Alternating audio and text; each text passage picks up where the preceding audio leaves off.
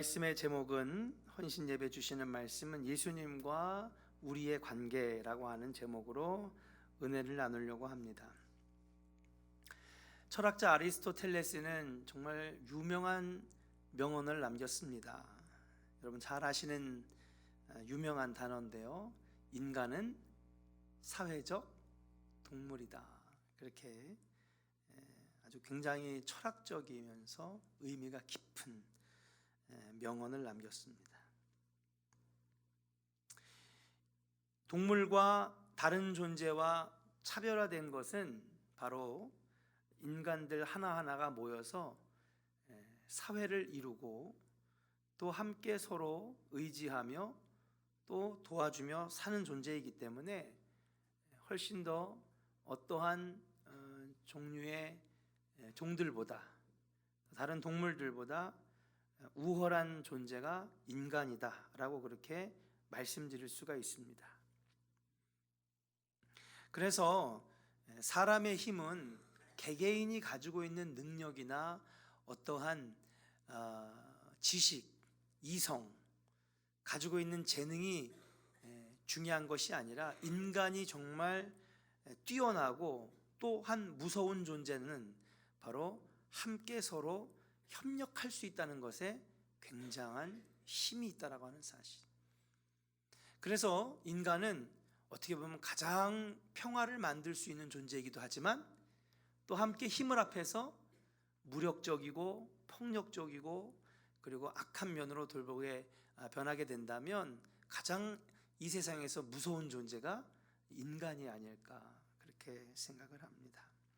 아무튼 인간은 사회적 동물이기 때문에 우리의 삶에 있어서 관계란 정말 빼놓을 수 없는 중요한 삶의 요소라고 말씀드릴 수 있어요.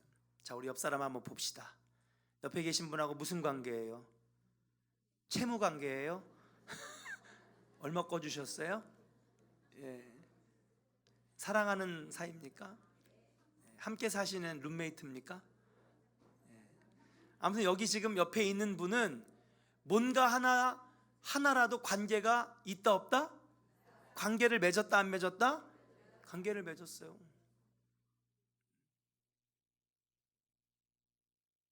그러니까 인간의 삶에서 관계를 빼놓고서는 인간을 설명할 수 있는 길이 없습니다. 왜요? 인간은 사회적 동물이기 때문에. 인간이라고 하는 말, 사람이라고 하는 단어 자체가 서로 기대어 사람과 사람 사이에 존재한다. 그래서 인간이라고 하는 겁니다. 사람 인자에다 사이간자를 써서 사람과 사람 사이에 존재한다. 그래서 인간, 이렇게 우리를 정의할 수 있는 것입니다. 그래서 서로의 관계를 떠나서는 우리는 살 수가 없습니다. 사람은 협력하고 서로 도와가면서 살도록 하나님께서 창조해 주셨다라고 하는 사실이에요. 그래서 우리 인생에서 관계를 잘 맺으면 유익한 인생이 됩니다. 행복한 인생이 됩니다. 부모와 자녀의 관계를 잘 맺으면 자녀들이 잘 자라고 부모도 자녀를 잘 키운 그런 보람 때문에 인생이 행복해지는 겁니다. 부부의 관계를 잘 맺으면 서로가 힘이 되고 의지해서 또 행복한 가정을 꾸려 나갈 수가 있습니다. 그래서 우리가 행복하려면 무엇보다도 관계를 잘 맺는 사람이 되어야 된다라고 말씀드릴 수 있어요. 그래서 어느 철학자는 21세기야말로 관계의 시대다.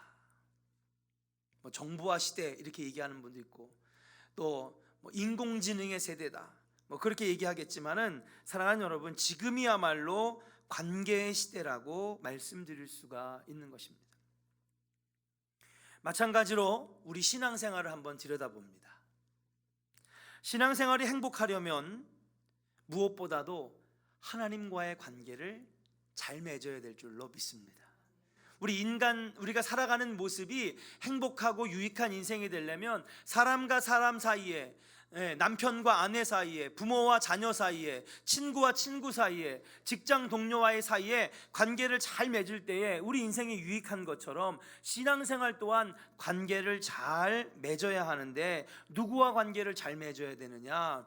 하나님과의 관계를 잘 맺어야 한다라고 말씀드릴 수 있어요. 이 신앙의 관계를 예수님께서는 우리에게 성경을 통하여 말씀해 주고 계십니다. 이 관계를 깊이 이해하고 주님께 다가가면 우리 신앙생활은 유익한 신앙생활, 행복한 신앙생활이 될 수 있는 것입니다. 성경에서 말하는 하나님과의 관계를 잘 이해하고 그리고 신앙생활을 해나가면 복된 신앙생활, 인생의 승리자가 될 수 있다라고 하는 사실. 어느 때보다도 관계가 중요한 우리 오늘 헌신하는 11여선교회 우리 여선교회 회원 여러분, 가정에서도 관계를 잘 가지고 사회에서도 관계를 잘 가지고 무엇보다도 하나님과의 관계를 잘 맺어서 행복한 신앙생활, 유익한 여러분들의 삶이 되기를 주님의 이름으로 간절히 축원합니다. 그럼 예수님께서 우리 신앙생활의 관계를 몇 가지로 비유로 말씀하셨는데 오늘 그것을 하나하나 찾아보면서 여러분 함께 같이 깨닫고 은혜 나누는 시간을 가지려고 합니다. 첫 번째 한번 따라 합시다. 집과 터의 관계. 신앙생활의 비유를 집과 터의 관계, 하나님과의 관계를 집과 터의 관계로 예수님은 제일 먼저 설명하셨습니다. 자, 우리 한번 말씀을 한번 찾아보겠습니다. 고린도전서 3장 11절부터 12절까지의 말씀입니다.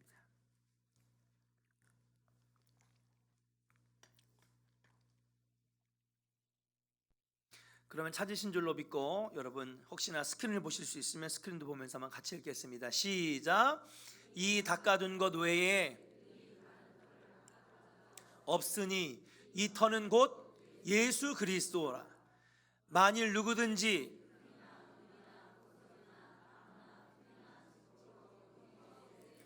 할렐루야. 13절도 됐나요? 안 됐나요? 네, 여기까지만 읽겠습니다. 자, 다른 터를 준비해야 할 것인데 그 터는 누구라고요? 예수 그리스도라. 만일 누구든지 금이나 은이나 보석이나 나무나 풀이나 집으로 이 터 위에 세우면, 제가 계속해서 읽어드리겠습니다. 각 사람의 공적이 나타날 터인데 그날이 공적이 밝히리니 이는 불로 나타내고 그 불이 각 사람의 공적이 어떠한 것을 시험할 것이니라 라고 그렇게 말씀하셨어요. 다시 말하면 자신의 공적을 위해, 아니면 자신의 명예를 위해, 아니면 자신이 가지고 있는 지식과 재산 위에 내 인생의 터를 닦게 되면 그것으로 인하여 오히려 하나님 앞에 심판을 받게 될 것이다, 판단받을 것이다, 그렇게 우리에게 이야기하고 있다고 하는 사실. 공적은 나타날지 모르지만은 사람이 참 당신 잘했습니다, 공적은 나타날지 모르겠지만은 그러나 하나님 앞에 판단을 받게 될 것이다, 심판을 받게 될 것이다, 그렇게 말씀하고 있다고 하는 사실. 예수 그리스도는 터요, 우리는 집이라고 말씀하십니다. 아무리 훌륭한 집도 터가 좋아야지만이 여러분 좋은 집이 될 수 있듯이, 훌륭한 인격을 가졌어도 그 인격이 진리 위에 바로 설 때에 그 인격이 빛을 발하게 되는 줄로 믿습니다. 60평짜리 대저택을 줬어도 여러분 강물이 범람하고 홍수가 나는 여러분 강가 옆에다가 지면 그 집은 침수될 수밖에 없다라고 하는 사실이죠. 바르게 살고자 하는 사람도 잘못된 이데올로기나 잘못된 신앙을 가짐으로 넘어지는 사람을 많이 볼 수가 있는 것입니다. 그래서 예수님은 우리에게 너의 인생의 터를, 너의 삶의 터를 어디다가 세워야 할 것이냐, 가져야 할 것이냐, 예수 그리스도에게 우리 인생의 터를 닦으라고 말씀하고 있다고 하는 사실. 마태복음 7장에도 이와 비슷한 이야기가 나오는데요, 어리석은 사람과 지혜로운 사람을 이야기하고 있습니다. 어리석은 사람은 마치 자신의 물질과 재산과 그리고 명예와 권력에 여러분 인생의 터를 닦는 사람이 있다는 거예요. 삶의 기초를 거기다가 두는 사람이 있다는 거예요. 그러면 바람이 나고 창수가 나고 홍수가 나면 이것은 마치 모래 위에 성을 쌓은 듯이 금방 무너질 수밖에 없다라고 설명해요. 그러나 지혜로운 사람은 누구냐? 주님이 말씀하시는데 하나님 말씀 위에, 영원한 인생의 반석이 되시는 예수 그리스도 위에 삶의 기초를 놓게 되면 바람이 불고 홍수가 나고 여러분 폭풍이 몰아쳐도 이 집은 흔들리지 아니하고 굳건하게 서는 인생이 될 것이라고 우리에게 가르쳐 주고 있다라고 하는 사실이에요. 사랑하는 여러분, 인생의 뿌리를 어디에 두고 계십니까? 인생의 기초를 어디에 두고 계십니까? 세상의 권세와 명예와 물질과 돈, 모래 위에 집을 짓는 것 같이 어리석은 것이라고 말씀하신 것처럼 세상의 것들에게 여러분 인생의 기초를 놓지 않기를 주의 이름으로 간절히 축원합니다. 이러한 인생은 미련하고 헛고생하는 인생이라고 성경은 잠언에서도 말씀하고 있다라고 하는 사실이에요. 그러나 우리의 영원한 반석이 되시는 예수 그리스도, 여러분 흔들리지 않는 반석과 같은 믿음 위에 인생의 기초를 놓으면 비가 와도 홍수가 나고 바람이 불어도 여러분 무너지지 않는 견고한 성과 같은 인생이 될 줄로 믿습니다. 오늘 헌신하시는 11여선교회 자녀도 키우고 또 물질도 그 어느 때보다도 가장 많이 필요한 때가 11여선교회 때가 아닐까 생각을 합니다. 그러나 사랑하는 여러분, 거기에 너무 열중하다가 보면 여러분 우리 인생이 너무 쉽게 무너질 수도 있을 거라고 주님은 경고하고 있다라고 하는 사실이에요. 예수님께 인생의 뿌리를 내리시기를 주의 이름으로 축복합니다. 세상 사람들이 볼 때는 멍청해 보이고 미련해 보이고 어리석어 보이지만은 여러분 예수님께 삶의 기초를 두는 것이 그것이야말로 진정으로 복된 인생이고 흔들리지 않는 인생이 될 줄로 믿습니다. 두 번째로 예수님은 하나님과의 관계를 어떻게 맺어야 되느냐, 두 번째에 비유로 말씀하시는데 한번 따라 합시다. 포도나무와 가지의 관계. 할렐루야. 오늘 여러분들이 읽은 본문 요한복음 15장 말씀에 보니까 나는 포도나무요 너희는 가지라. 그가 내 안에 내가 그 안에 거하면 사람이 열매를 많이 맺나니 나를 떠나서는 너희가 아무것도 할 수 없음이라 그랬어요. 포도나무와 가지를 통하여 하나님과의 관계를 맺는 것을 예수님은 설명해 주고 있다고 하는 사실이에요. 다시 말하면 주님과 뗄래야 뗄 수 없는 사이가 돼야 된다는 사실. 한번 따라 합시다. 하나님과 뗄래야 뗄 수 없는 사이가 돼야 합니다. 믿습니까? 믿으시는 분은 아멘 하시길 바랍니다. 떼어지면 안 되는 것이 뭐냐 하면요, 예수님이 포도나무가 되시고 우리가 가지인데 여러분 우리가 예수님과 딱 떨어지는 순간 그 가지는 어떻게 돼요? 죽는 거예요. 그러나 그 가지에 잘 붙어서 꼭 떨어지지 않고 붙어 있으면 누구든지 열매를 많이 맺나니, 그렇게 설명해 주고 있다고 하는 사실이에요. 예수님과 관계를 잘 맺으면 우리 인생에 많은 열매가 맺어지게 되는 줄로 믿습니다. 예수님 때문에 인생의 역전, 인생의 성공은 인생들이 많이 있음을 보게 됩니다. 예수 안에 있으면 과실을 많이 맺을 수 있기 때문인 줄로 믿습니다. 그러나 예수님을 떠나면 여러분 마치 나무에서 가지가 떨어져 말라 비틀어 죽듯이 우리의 삶도 죽을 수밖에 없고 신앙도 죽을 수밖에 없다라고 하는 사실이에요. 예수님과 떨어지지 않기를 주의 이름으로 간절히 축원합니다. 여러분 인생에서 하나님이 여러분 배제되는 일이 없기를 주의 이름으로 축복합니다. 그렇게 주님과 늘 붙어 다니는 동행하는 인생이 되면 언젠가는 우리 11여선 교회를 통하여 크고 넓은 많은 열매를 맺게 하실 줄로 믿습니다. 얼마 전에 신방을 하면서 어떤 권사님이 그런 얘기를 하시더라고요. 권사님 어떻게 이렇게 교회 일을 봉사를 잘하세요? 많은 사람들에게 귀감이 됩니다. 어떻게 그렇게 주중에도 나오셔서 그렇게 봉사를 열심히 하세요? 그랬더니 이 권사님이 하시는 얘기가, 권사님 저도 저 젊은 집사들하고 똑같았어요.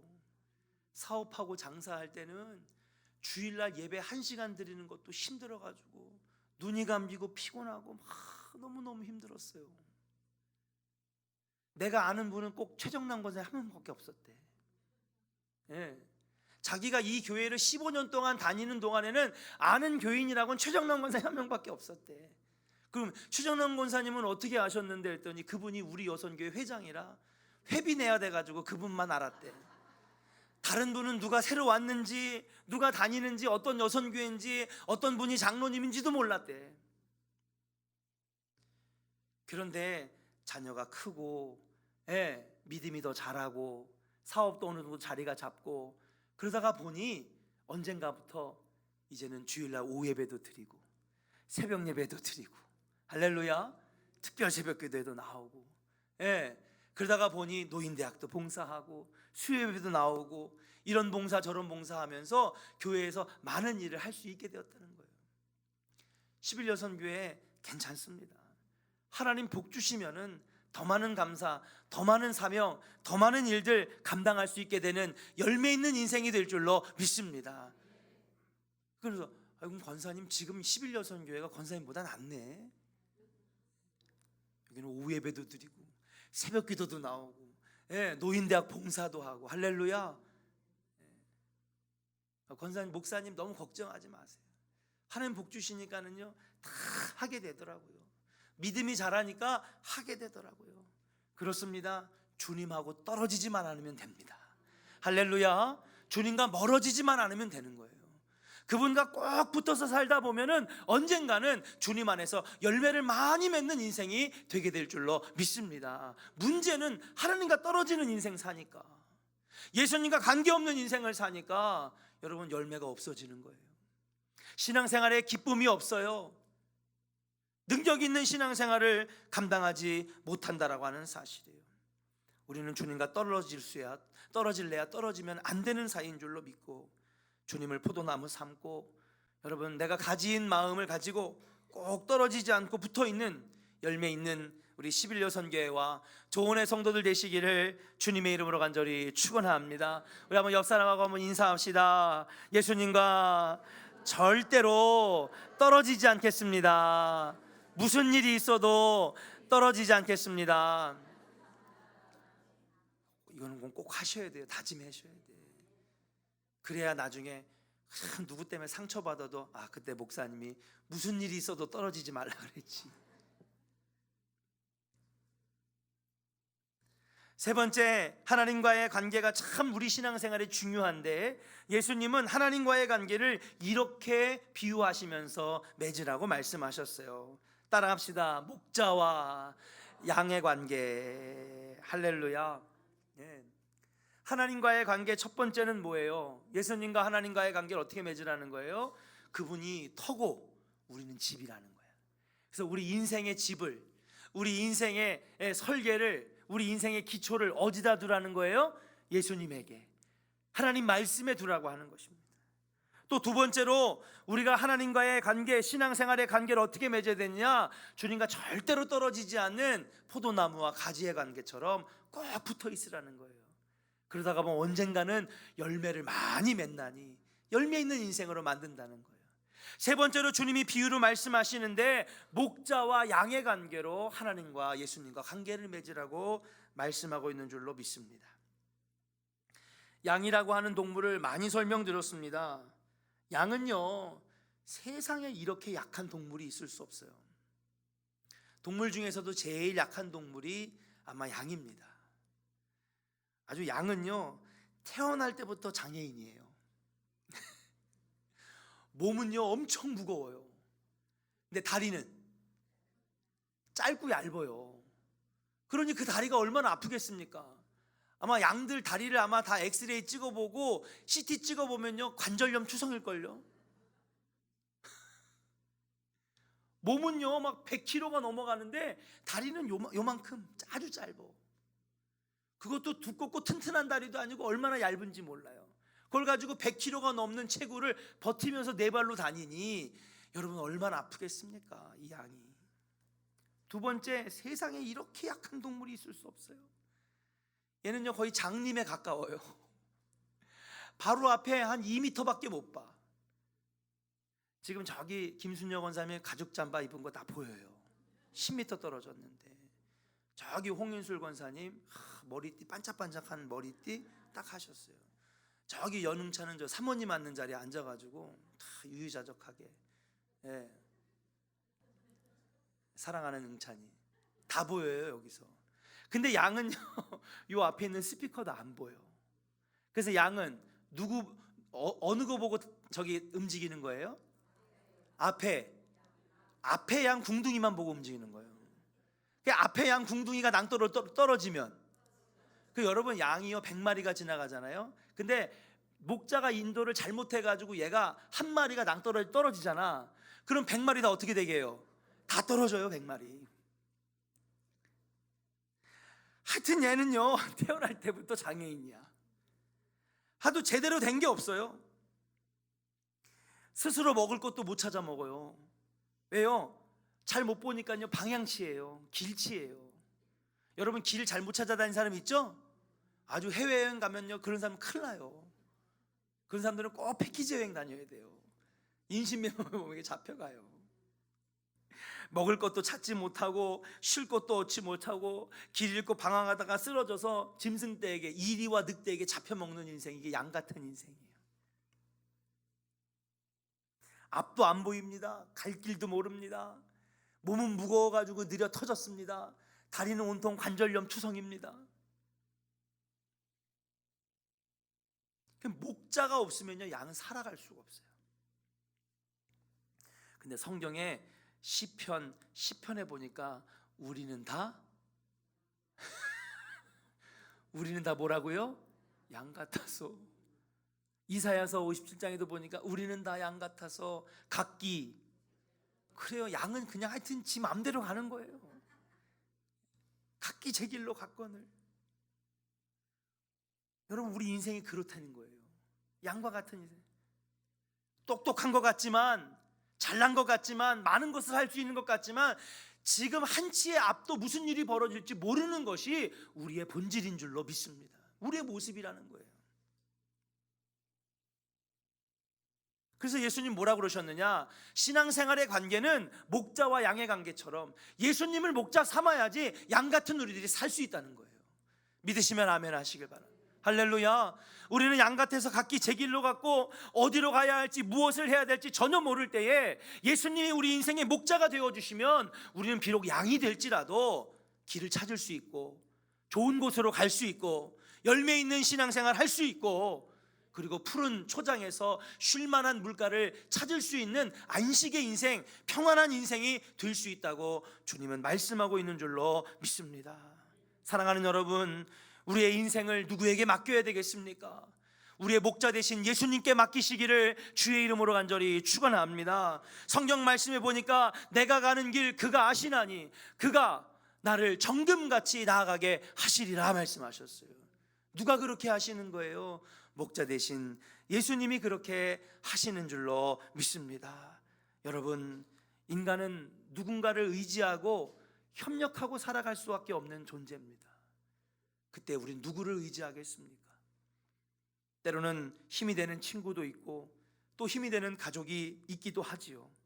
그러나 결국 여러분, 예수님께서 우리 인생의 목자가 되어주시지 아니하면 우리는 한치 앞도 여러분 볼 수 없는 캄캄한 인생을 살 수밖에 없다라고 하는 것을 생각하면서 정금같이 나아가게 하시는 분, 그가 내 길을 아시는 분이라고 말씀하시면서 이 길로 걸어가라고 말씀하시는 그 예수님, 내가 곧 길이요 진리요 생명이라고 말씀하시는 목자 되시는 예수님을 의지하고 여러분의 인생을 맡기시는 우리 조은의 성도들 되기를 주의 이름으로 간절히 축원합니다. 마지막입니다. 네 번째, 예수님은 신앙생활의 관계를 이렇게 설명하고 있어요. 따라합시다. 몸과 지체의 관계. 할렐루야. 고린도전서 12장 12절을 읽겠습니다. 찾으셨습니까? 네, 여러분 스크린을 보고 읽으시죠. 같이 읽겠습니다. 시작.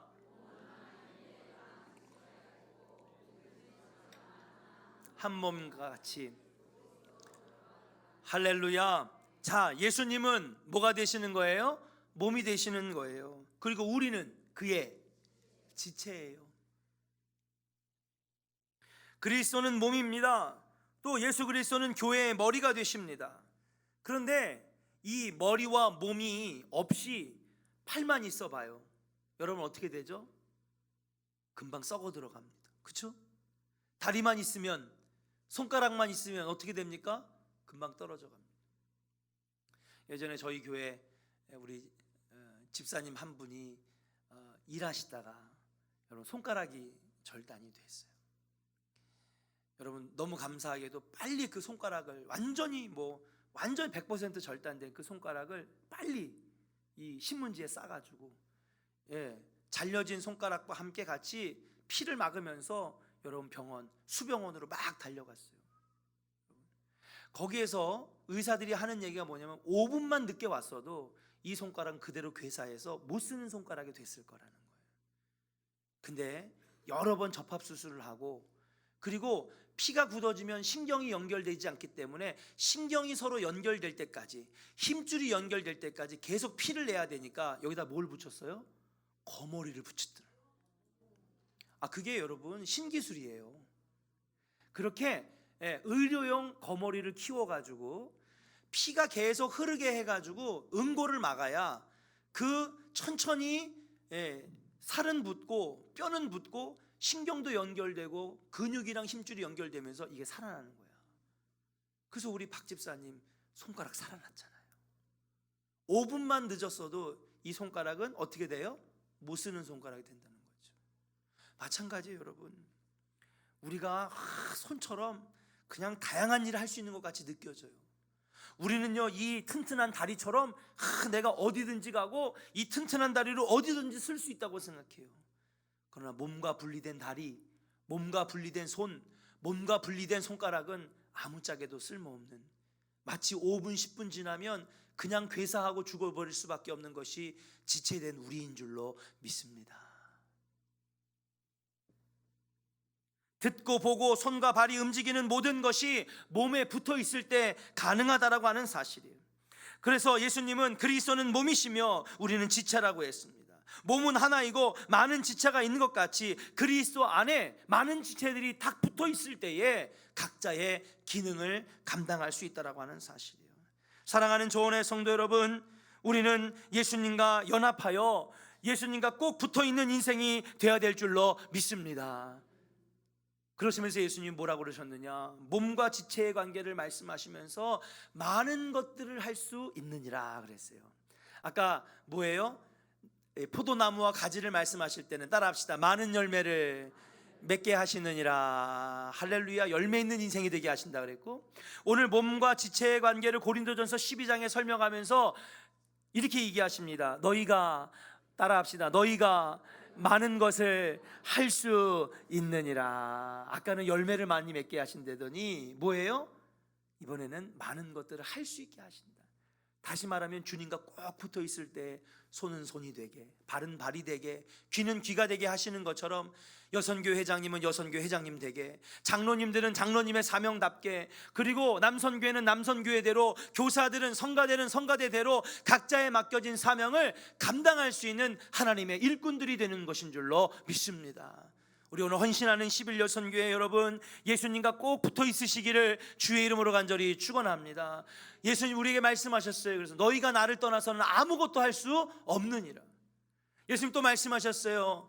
너희가 내 안에 거하면 너희들이 많은 일들을 할 수 있느니라. 내게 능력 주시는 자 안에서 너희들이 많은 것을 할 수 있느니라 말씀하셨는 줄로 믿습니다. 주님께 붙어 있는 인생은 사명 감당할 수 있는, 근데 사명 감당이 안 될 때가 있어요. 왜요? 주님과 멀어지니까는요, 여러분 진짜 아무것도 못하는 거예요. 손 하나 까딱하기도 싫어요. 심지어는요, 쓰레기통에다가 쓰레기 하나 줍는 것도 힘들어요. 손이 없어서요? 발이 없어서요? 몸이 아파서요? 여러분 손에 힘이 없어서요? 에너지가 없어서요? 아닙니다. 주님과 멀어지니까는요, 한 가지 일도 하나도 못하겠는 거예요. 그러나 주님과 가까이 있으면은요, 주님이 많은 것들을 할 수 있도록 힘도 주시고, 할렐루야, 물질도 주시고, 그리고 지혜도 주시고 지식도 주셔서 많은 것들을 감당케 하시는 줄로 믿습니다. 어떻게 보면 가장 힘든 게 신앙생활이 될 수도 있고, 어떻게 보면 가장 신나고 기분 좋게 할 수 있는 것도 신앙생활이 될 수 있어요. 그 차이는 무엇이냐? 주님과 함께 하느냐, 주님께 붙어 있느냐에 따라서 우리 신앙생활의 모습은 180도 달라지는 줄로 믿습니다.